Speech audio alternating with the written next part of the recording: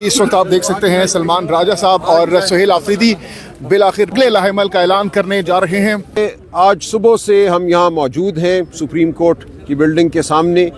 ہمارے پارلیمنٹیرین پورے پاکستان سے، پنجاب سے، خیبر پختونخوا سے، قومی اسمبلی، سینٹ، بلوچستان سے یہاں موجود رہے سارا دن۔ اس سے پہلے کل رات 3 بجے تک ہم اڈیالہ جیل کے باہر تھے، وہاں ہم نے اپنا احتجاج ریکارڈ کرایا۔ پوری پاکستانی قوم کے سامنے ہم موجود ہیں۔ عمران خان صاحب کی صحت سے زیادہ کوئی چیز ہمارے لیے اہم نہیں ہے۔ عمران خان صاحب کی صحت کے حوالے سے جو واقعات رونما ہوئے ہیں یہ بالکل تسلی بخش نہیں ہے، یہ فسطائیت کا بدترین نمونہ ہے۔ ایک انسان کو جو جیل میں ہے، جس کا پورا دار و مدار زندگی کا آپ پر ہے، اس فسطائی نظام پر ہے، وہ فسطائی نظام اس شخص کو جیل سے ہسپتال لے کر جاتا ہے، ایسی حالت کر دی جاتی ہے کہ ان کو ہسپتال لے جانا پڑتا ہے، اور یہ تمام معاملہ خفیہ رکھا جاتا ہے، خاندان کو نہیں بتایا جاتا۔ ایسے ہسپتال میں اور ایسے ڈاکٹر کے پاس لے کر جاتے ہیں جس کے حوالے سے نہ اس مریض کی، عمران خان صاحب کی کوئی مشاورت ہے، نہ خاندان کی کوئی مشاورت ہے، اور اس کے بعد جھوٹ بولا جاتا ہے۔ 5 دن تک کہا جاتا ہے کہ ایسا کوئی واقعہ ہوا ہی نہیں، اور جب آپ لوگ صحافتی حلقے حقیقت آشکار کرتے ہیں تو پھر سچ کو مانا جاتا ہے۔ تو آج صبح سے میں چیف جسٹس پاکستان، ان کا عملہ اور اٹارنی جنرل صاحب کے ساتھ گفتگو میں رہا ہوں، متعدد ملاقاتیں ہوئی ہیں، اور اس کے نتیجے میں جو بات سامنے آئی ہے وہ میں آپ کے سامنے رکھ دیتا ہوں۔ اس نظام میں ہمیں انسانیت کی کوئی رمق نظر نہیں آتی تھی، نہ آتی ہے اب بھی، لیکن اس تمام دن کی تگ و دو کے بعد جو ہمیں حاصل ہوا ہے وہ بالکل تسلی بخش نہیں ہے۔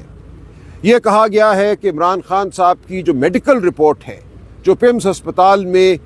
ہوا، اس سے پہلے جو جیل میں تشخیص ہوئی، وہ رپورٹ جو ہے ایک بند لفافے میں عمران خان صاحب کو دے دی جائے گی، اور اسی رپورٹ کی ایک کاپی جو ہے آج ہی ان کے خاندان کو، یعنی کہ ان کی بہنوں کو دے دی جائے گی۔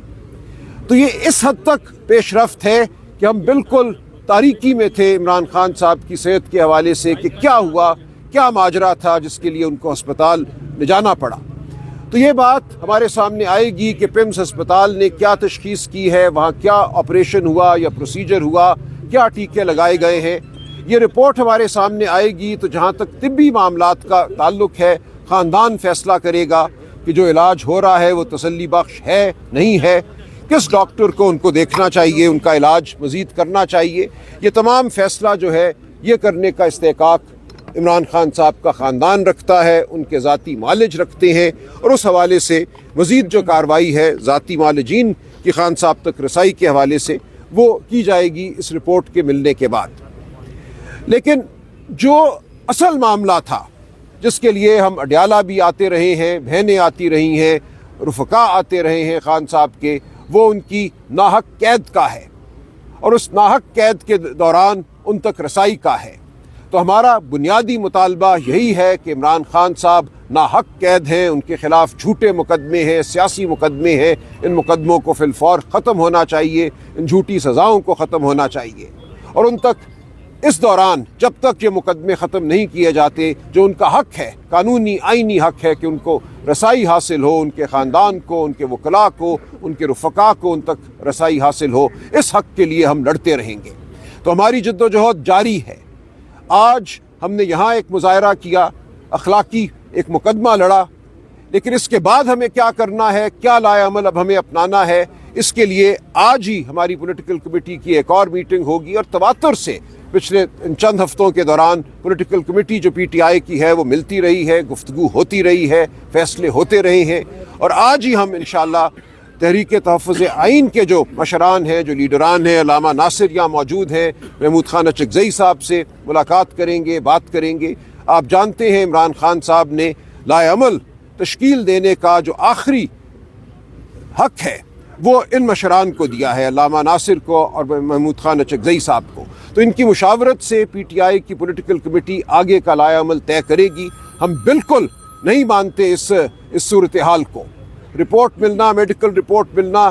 ضروری ہے، جو تاریکی ہے عمران خان صاحب کی صحت کے حوالے سے اس کو دور کرنا ضروری ہے، لیکن یہ رپورٹ کوئی ہمارا مطمع نظر نہیں تھی. یہ تو ایک ایسی چیز ہے جو ہر انسان کو ملنی چاہیے جس کو کوئی تکلیف لاحق ہوئی ہے.